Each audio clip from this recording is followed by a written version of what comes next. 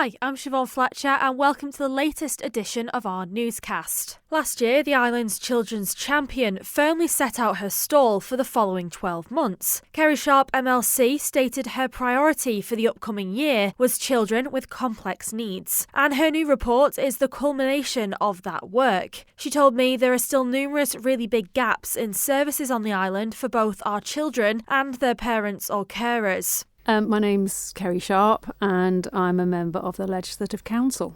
So we're talking about your latest Children's Champion report. So it's your second one, covering the period of April 2023 to 2024. I've got all my notes here in terms of, obviously, Ofsted's been over in that time period, lots of different reviews and things like that.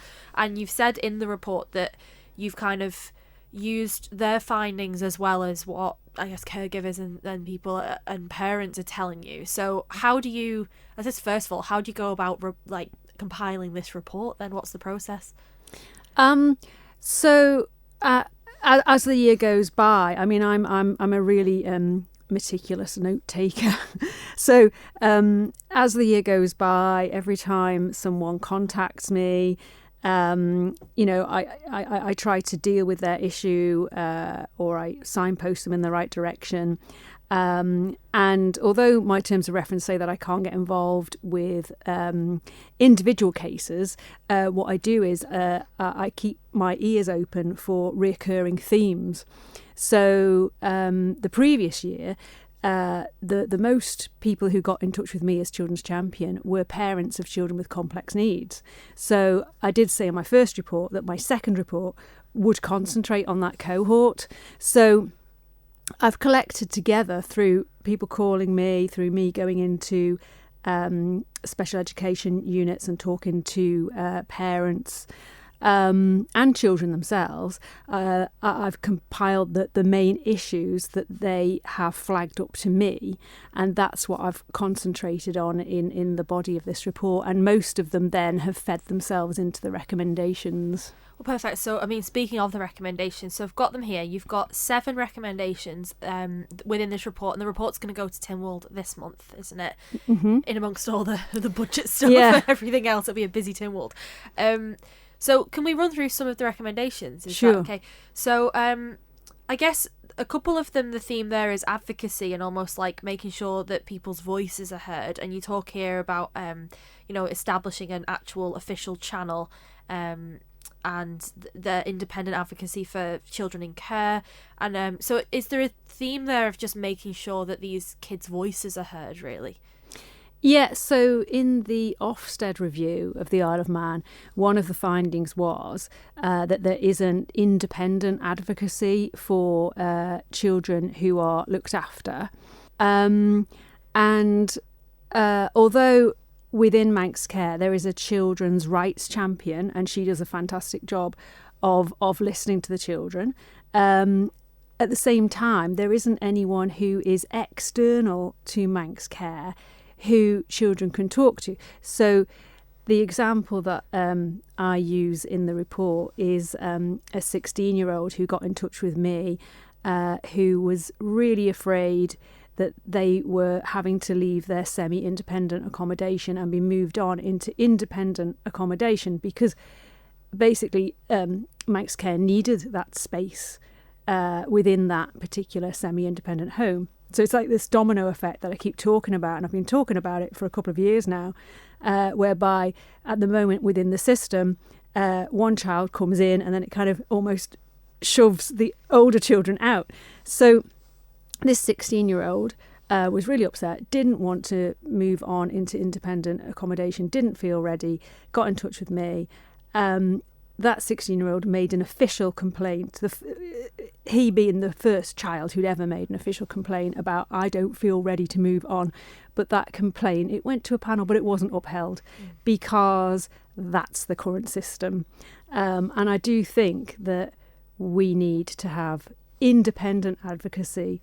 And that would also extend to, let's say, for example, children with complex needs and their parents as well. Because at the moment, if you want to make a complaint, you're complaining to the system. Your complaint is being dealt with officially, but within the system of Manx Care. And I just think that we need somebody who is on the outside. Yeah, it's like complaining about the system you're in to the system that you're complaining about.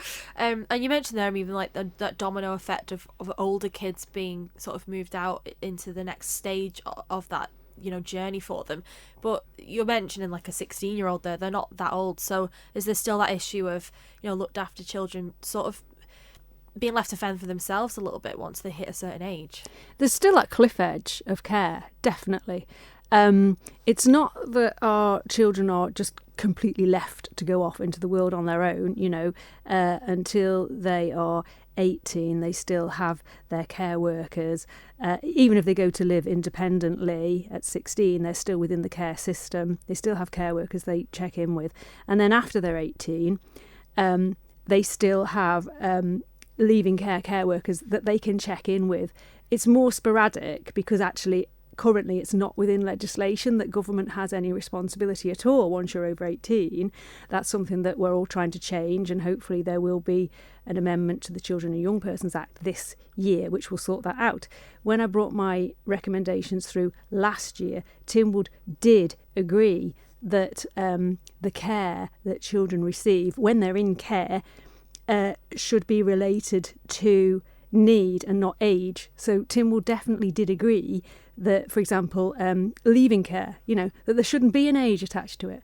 Moving on into independent accommodation, there shouldn't be an age attached to it. It should be based on how that child feels at the time. And so, I mean, this sort of, we'll keep running through all the different things, but speaking about accommodation as well, your recommendation 4 is that in addition to residential homes and semi-independent homes, the DHSC should inspect all accommodation for older children in care. So is that inspection another element of existing accommodation that you think is missing, that inspection? Yeah, so as far as I'm concerned, this is a really big gap.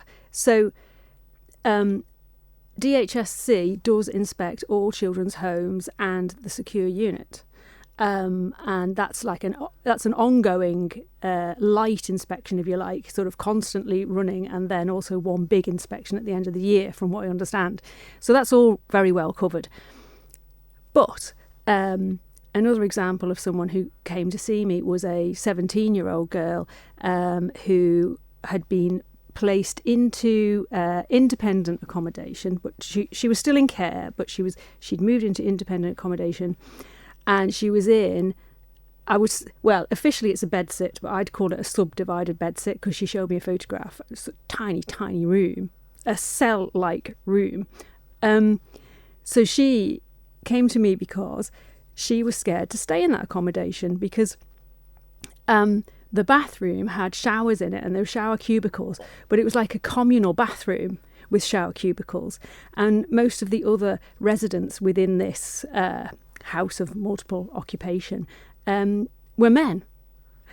Now, this, to me, is not appropriate. If that was my child, if that was my 17-year-old daughter, which I do happen to have a 17-year-old daughter, that is not good enough for my child. So it's not good enough for anyone else's child either. So why can't government, Department of Health and Social Care, inspect accommodation which is for young people who are still in care but living independently, or young care leavers up to, let's say, the age of 25, say? Why can't the department do that? Well, I've spoken to the department and they say this is not within their vires, is not within their legal remit. But, let's change the legal remit then. It's something which absolutely has to happen. There's a common theme there. I mean, another recommendation says identifying an appropriate location for an assessment home, which is, quote, good enough for one's own child. Do you think that really a lot of these policies, it just, the whole system of looking after our looked after children needs to just be looked at almost like as a parent, like what is good enough for your child and why are we not already doing that? Yeah, and it's a recommendation that I felt very strongly about when I was on the Tynwald Select Committee for accommodation for vulnerable young people in 2018. I felt very strongly that should be one of our recommendations, that everything that's done should be good enough for one's own child. And Tynwald agreed, and that was carried, that's the yardstick that we should apply. And I'm not saying that Manx Care doesn't apply that yardstick. They do. I mean, every decision they make is officially, within the best interest of the child. But currently, I would say the resources are not there. So even if Manx Care wants to do everything, within the best interest of the child, they can't always provide what they want to because the financial resources are not necessarily there. But that's something that has to be addressed, because even if you're looking at the current situation at the moment, where you've got Manx Care, which is, some people say overspending, some people say under-resourced. If you're trying to save money within the health and social care system, you have to put your investments in that kind of early help area. When children are still small, young people, you have to invest in there so that when those children grow up, they don't grow up to have the plethora of physical and mental, emotional issues that they might do now. Do you think that if you're not working in this sector, or you've not grown up in it, or you're not, you don't know a child in it, that actually there's maybe the public don't know what goes on? I mean, you mentioned like that housing situation for that girl. I mean, that's shocking to hear, but then equally, like, I would have had no idea there was accommodation like that on the island. So do you think there's a gap there between people knowing that sort of scenario is happening? I think there is, and it's probably first of all, I would say it's not all children that get placed in inappropriate accommodation. That's absolutely not the case, and some children get placed in very nice accommodation. But there's still a lot of children, and especially those who suddenly present themselves to Manx Care or St Christopher's as being homeless. So basically kicked out by their parents, aged between 16 and 18, with nowhere to live. When that kind of emergency occurs, St Christopher's are constantly scratching around, trying desperately to find somewhere to place this child. And that's when they end up in, I will say, dodgy, bed and breakfasts. That's when they end up in bed and breakfasts, which are, not the kind of chintzy Lake District bed and breakfasts that everyone else might imagine being a bed and breakfast. These are places of temporary accommodation for people who have various issues, including people who might have just come out of prison, for example. And generally, they're not the kind of locations where you would want your child to be if your child, if your child is vulnerable, especially. Now I'm trying to just pick up on the thread of the point that I was trying to make. I think it's that message again of good enough for your own child. And we were talking about... And the lack of maybe public perception of what's going on. Public perception. So I think historically... the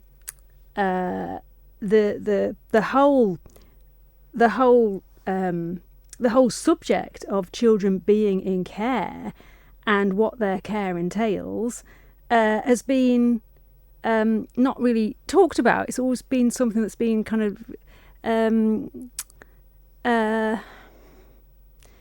it's sort of something that's happened behind the scenes, and people haven't discussed it.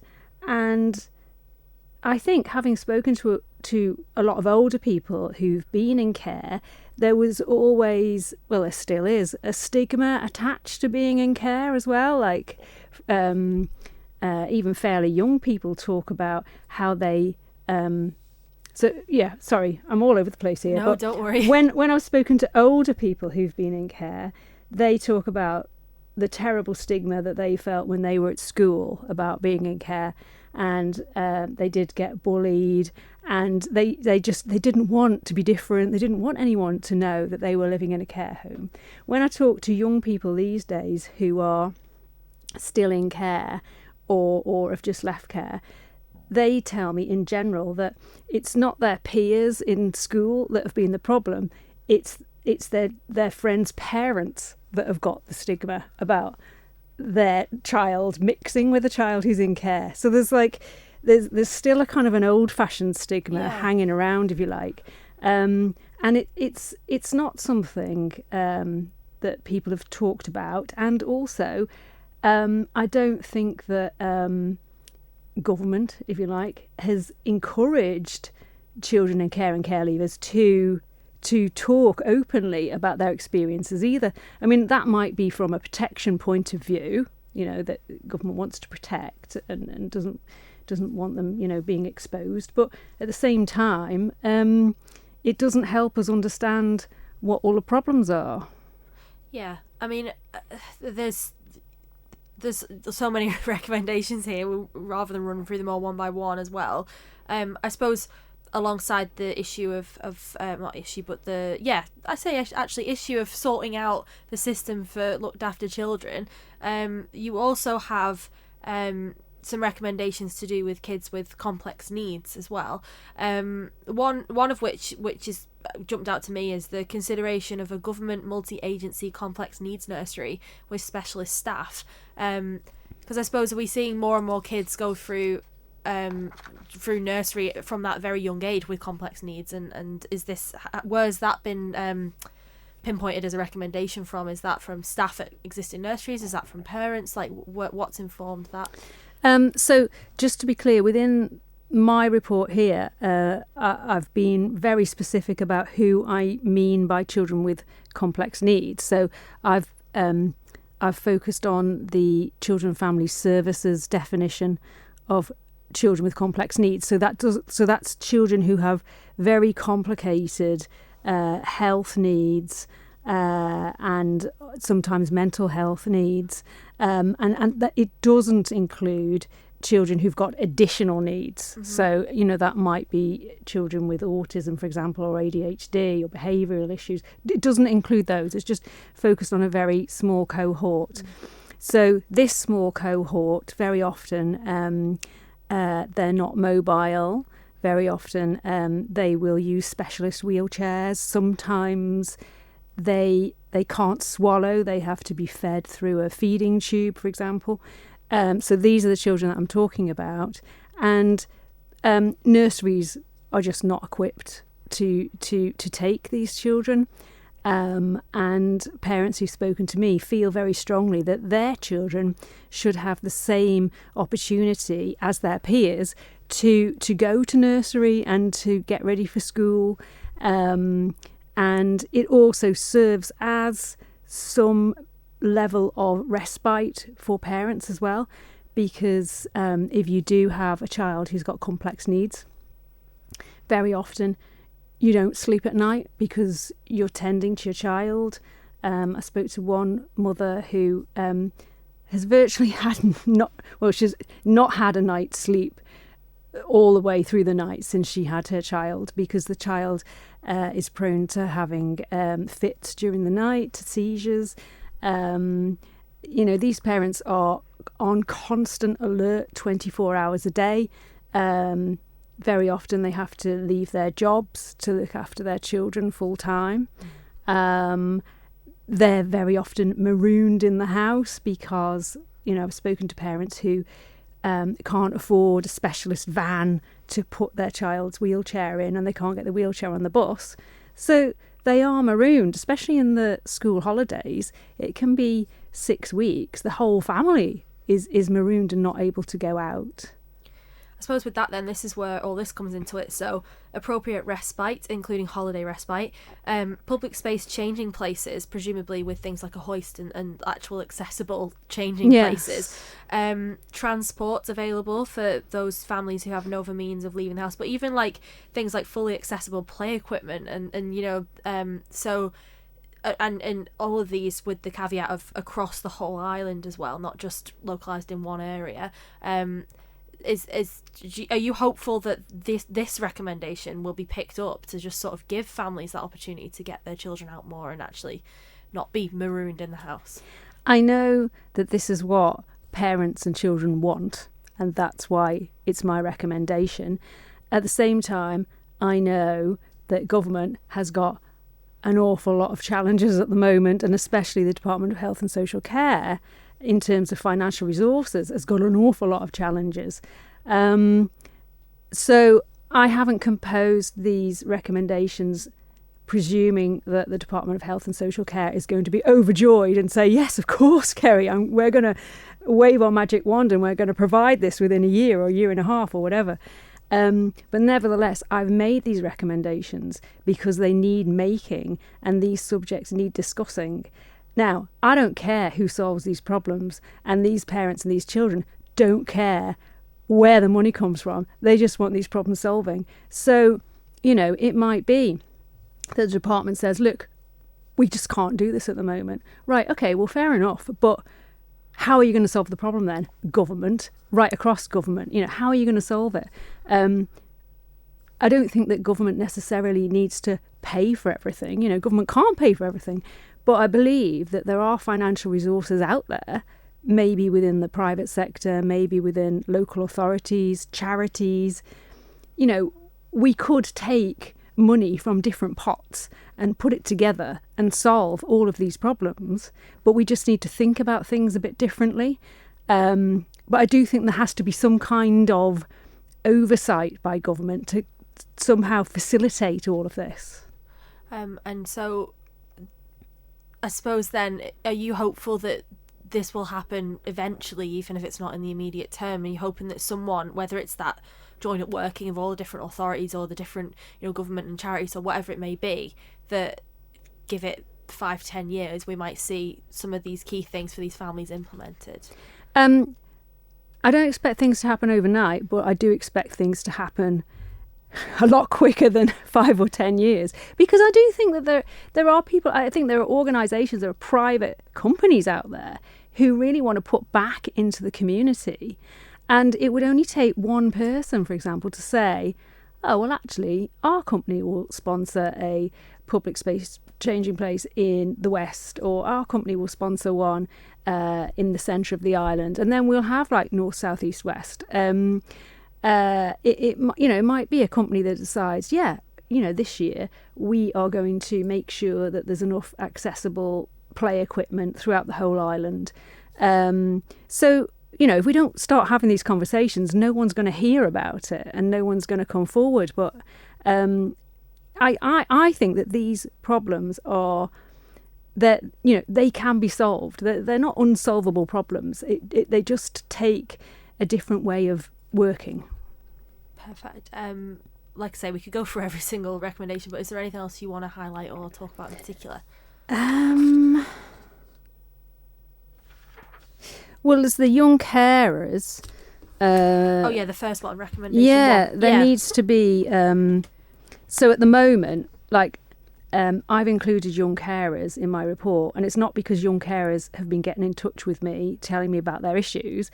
I've included this precisely because young carers and their parents have not been getting in touch with me.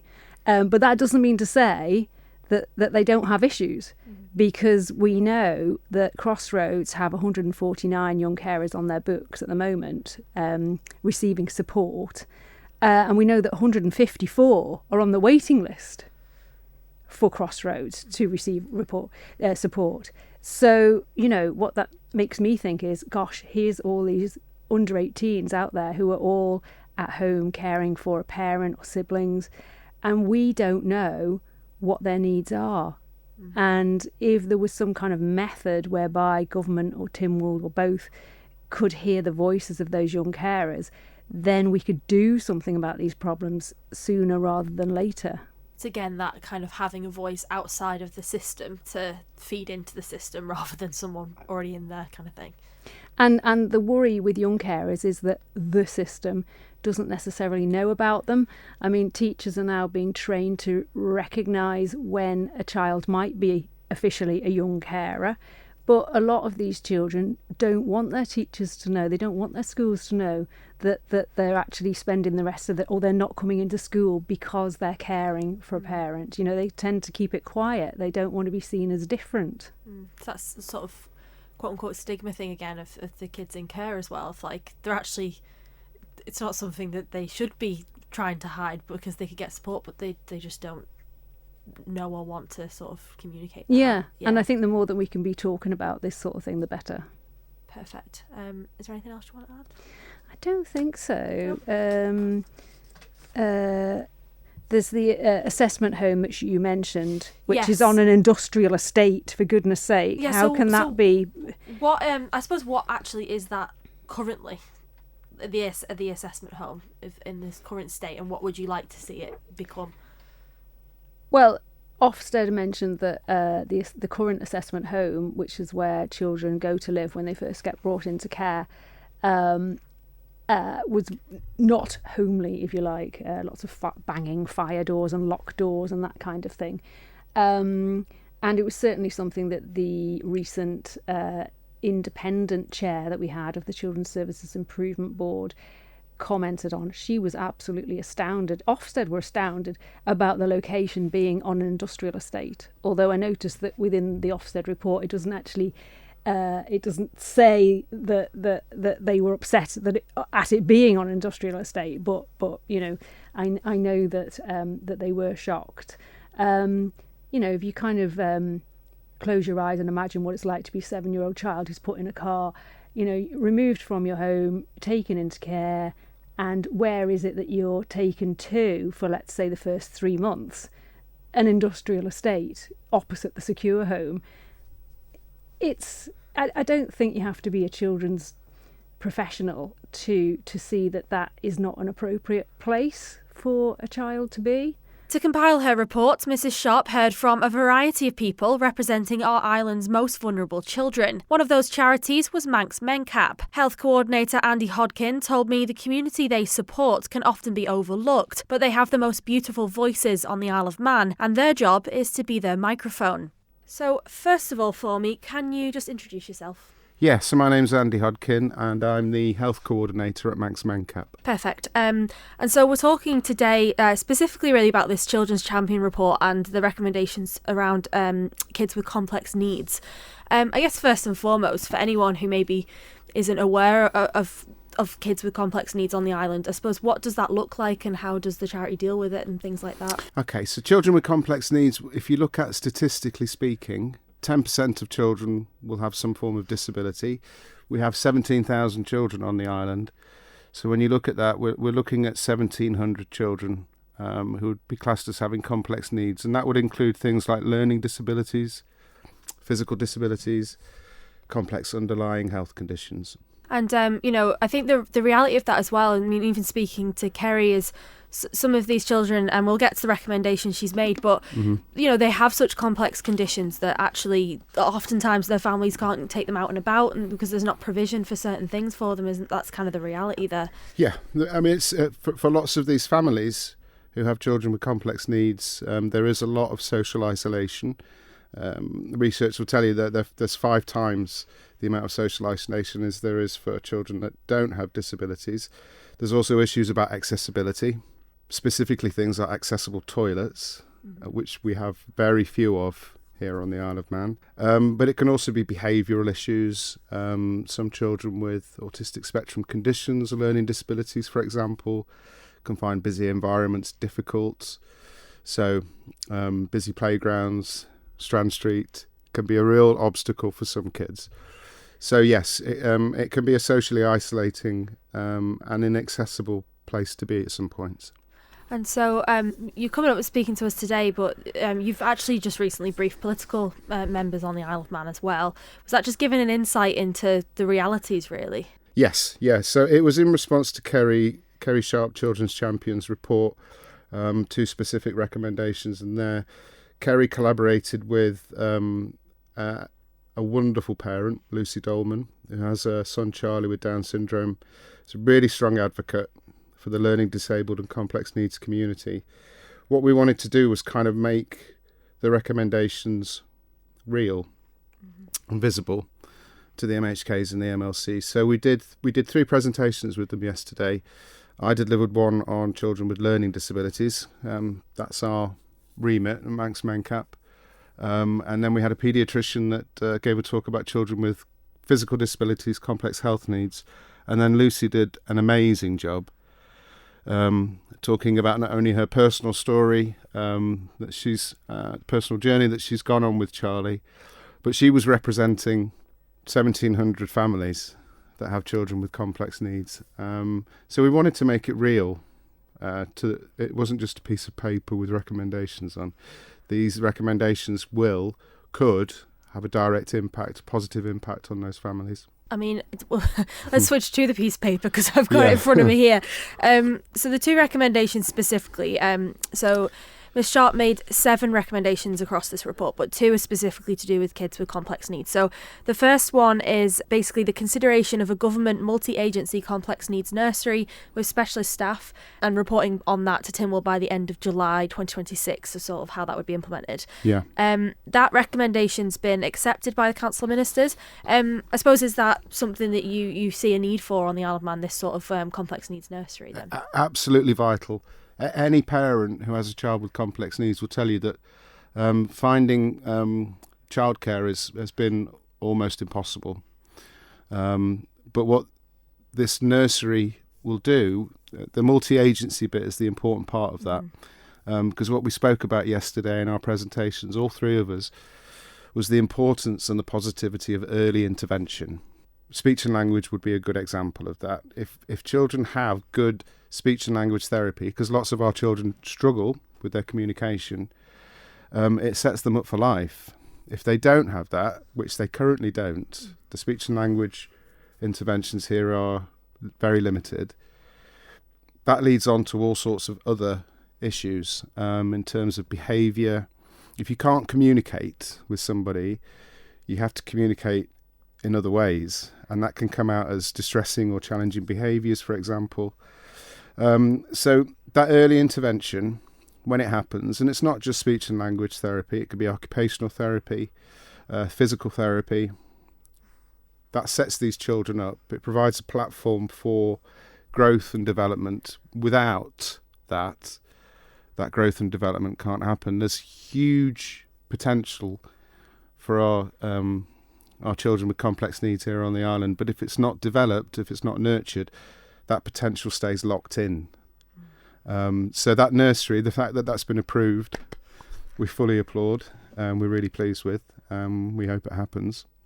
Yeah, that's kind of the one of the 7 recommendations that was accepted without being amended. Or three other recommendations were amended, 3 were rejected, but they've kind of backed that one. It says the Department of Education, Sport and Culture are fully in support of this recommendation. So, like you say, hopefully we'll see that. I suppose, dream scenario, what would you like to see that look like?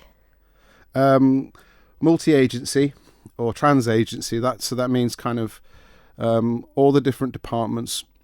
Speech and language, occupational health, psychological support, not just for the children, but also for parents and carers, all working together with the same goal in a child-centred approach, which, as I say, then leads on to very, very positive development. There are departments, there's lots of amazing people working on the Isle of Man supporting this community. There aren't enough of them. There are difficulties with agencies working together. Things like information sharing is very difficult. So you often have a family with lots and lots of people working for them, but all working disparately in different directions sometimes. So that can be, it can be quite negative in that sense. So if you have a multi-agency group of people in the same building, providing the same care on the same days, then you've got that real group working, multi-agency approach, which benefits, like I say, not just the child, but their siblings, and certainly their parents and carers. Spot on.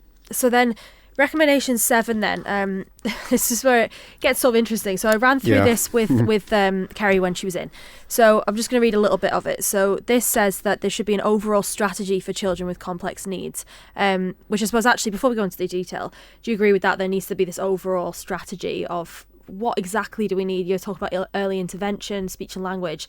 We need that step-by-step playbook of what these kids need. Absolutely. It goes back to that joint working thing again.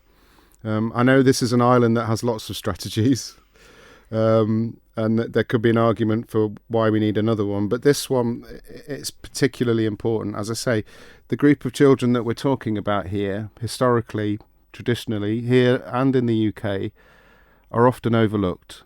For several different reasons. They're a community that can't always advocate for themselves. They're reliant on charities like ourselves at MENCAP, and the people who work in Manx Care to advocate on their behalf.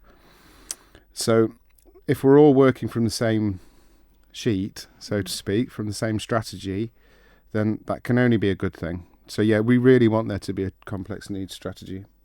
And I mean, suppose some of the recommendations then, so within that strategy, they would include, not limited to, appropriate respite being available, including holiday respite, transport available on occasion for families who have no other means of leaving the house, sort of fully accessible areas of the Manx countryside, larger disabled parking spaces. There's other things we can get into here as well, but those things have that general air about them of it's about, quelling that social isolation of the kid being stuck in the house really and not being able to go to places because there's nowhere accessible. I mean, the other things here are, you mentioned earlier, changing spaces. Also, a lot of these things and play equipment, fully accessible play equipment, they're listed as in the north, south, east and west of the island, because another thing I'm sure you have to tackle with is what's available in Douglas might not be available in Ramsey or in Port Erin or, Exactly. I mean, a perfect example is accessible toilets. And by that, we don't mean a disabled toilet. We're talking about an accessible toilet. So that would be for children that use wheelchairs, for example, that may need hoisting. They need larger rooms. We've got one at the Manx Museum. They're redeveloping one at the hospital. And there's one at one of the Tesco's as well. All three of them are in Douglas. There isn't anything in Ramsey. There isn't anything in Castletown, Port Erin, Peel. So there are children and adults with complex needs that are having to go out, adults that are wearing nappies because they don't have access to an accessible toilet. There's no dignity there. It restricts what is already a small island into a much, much smaller island. And we were talking yesterday as well. I mean, it's an island-wide need. So if you have a child that uses a wheelchair, for example, great. If they're given a wheelchair, that's great. If they don't have accessible paths to use them on, where are they going? Yeah, exactly. So yeah, things like accessible toilets, things like play equipment in playgrounds that are accessible for people in wheelchairs, quiet areas in places like Manx Museum. Manx Museum, brilliant, I have to say. They're very accommodating to children with neurodivergence, for example, learning disabilities. But I would say, in terms of accessibility on the island, it's very, very inconsistent. So what something like a complex needs strategy will highlight, as Kerry has done in the report, is the need for accessibility, but also about acceptance and about understanding. Do you think there is a lack of understanding there in terms of, do you think it boils down to, if you don't have a child in your immediate family or in your friends or in that sphere that has complex needs, that you see it day to day, that people are completely ignorant to this fact that, there are children on this island who maybe don't leave the house very often because they can't get anywhere? Yeah. There are children I know of who in the summer holidays don't leave the house at all. So that's 6 weeks of being inside because of the difficulties that they face in terms of isolation. If that were a child that didn't have complex needs, if that were a child that didn't have a disability, that would be considered a safeguarding concern. And yet it doesn't seem to be for our community of children. So yeah, I think the level of understanding, I've been working with people with disabilities for 30 years. Compared to 30 years ago, the level of understanding is much, much greater. Our understanding of autism, for example, our understanding of learning disability, physical disabilities, it's more part of the national conversation now. We have an autism strategy, for example. These are all positive steps. But as you say, I think you're absolutely right. Unless you have lived experience of having a child with complex needs, it's very difficult to understand. When you're a parent and you have a child that has a complex need, you don't just become a parent, you also become a carer. And you, more often than not, become a carer for life. that has a huge impact on families. We talked in the presentation yesterday, statistically, families that have children with disabilities, the divorce rate is 80%, compared to 40% for families of children that don't have disabilities. That's the kind of pressure families are under. So yes, it was great yesterday to be able to present to the MHKs and the MLCs to give it some reality. We also had, I have to say, some parents with us yesterday, and they were amazing. They were able to tell their stories. It became very, very real to the people in the room when people were talking about their struggles. So yes, it's getting better. Awareness is much better than it used to be, but it still has a long way to go. And on that point then, that recommendation 7 with all those sort of details, just basically saying we need to draw up an overall strategy for children with complex needs, that's one of the 3 recommendations from Mrs. Sharpe that's just been outright rejected. Outright rejected, yes. With no explanation as to why. What's your reaction when you see that then? Well, you mentioned that I couldn't swear, couldn't you? So I won't. Obviously, clearly we're disappointed with that.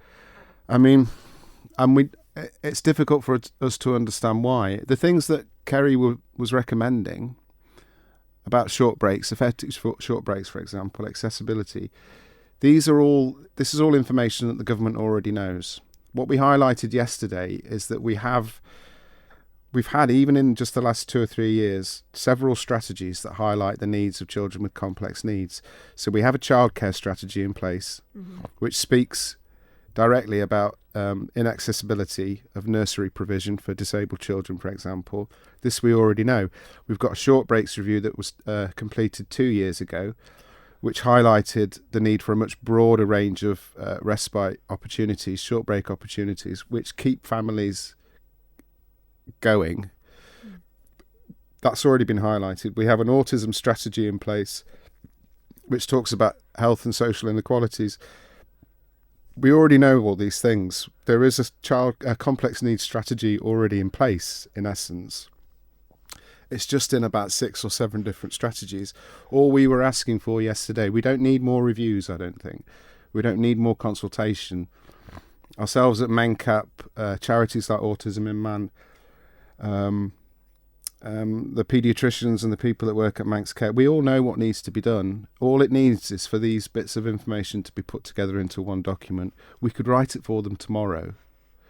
So the fact that they've rejected that, very, very disappointing from our point of view. I suppose, how do you go forward from this? I mean, obviously this week Kerry will be presenting her report to Tynwald. This response, obviously, they've been tabled and there'll be ample debate, I'm sure.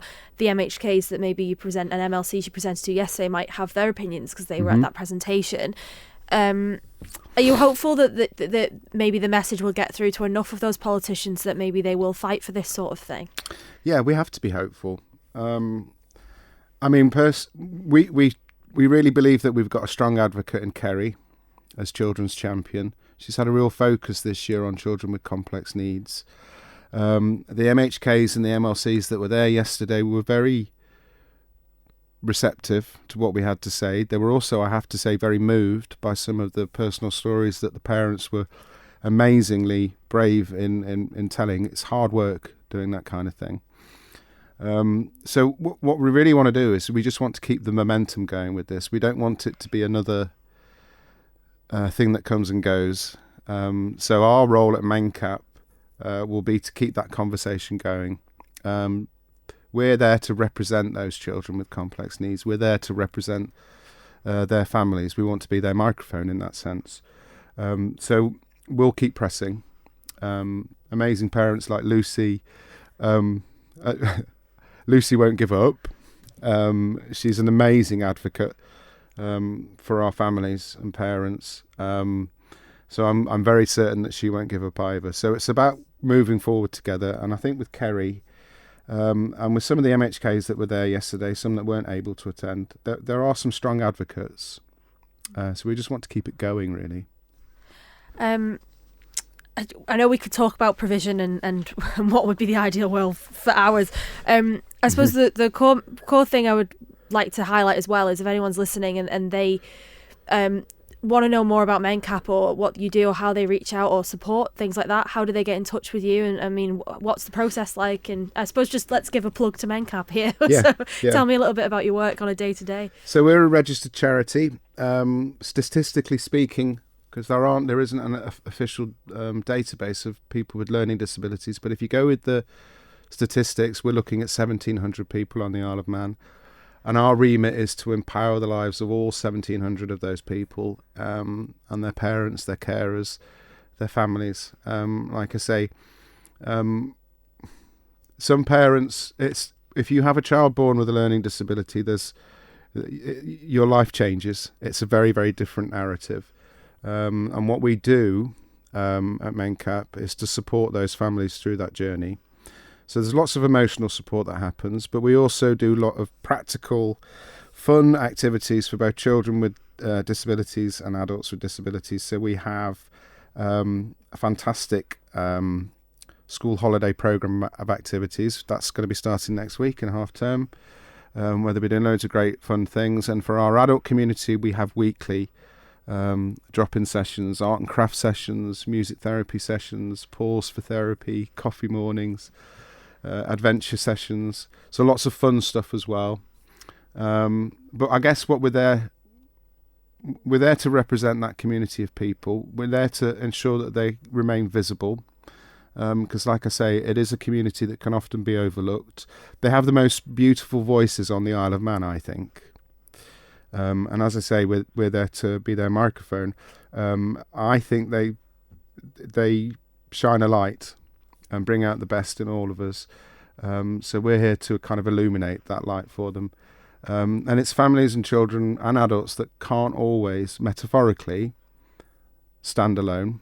So it's our role to help them to stand tall. We've got a Facebook page, of course, the obligatory Facebook page. So if you just go onto Facebook and tap in Manx MenCap, you'll find us. And we have a website coming soon as well. Now, since I spoke to Mrs. Sharpe, the Council of Ministers has published its response to her report. Of the 7 recommendations put forward by her, only 1 has been accepted unamended. 3 have been amended by Comin and 3 outright rejected. I did invite the Chief Minister or any of the Council of Ministers to sit down with me and discuss the reasons behind those decisions. That offer was declined. For Kerry Sharpe, the message is clear. We need to provide services on the island that are, quote, good enough for one's own child. The second annual Children's Champion report will be put before Tynwald at the February sitting. Thank you for making it to the end of the Manx Radio Newscast. You are obviously someone with exquisite taste. May I politely suggest you might want to subscribe to this and a wide range of Manx Radio podcasts at your favourite podcast provider, so our best bits will magically appear on your smartphone. Thank you.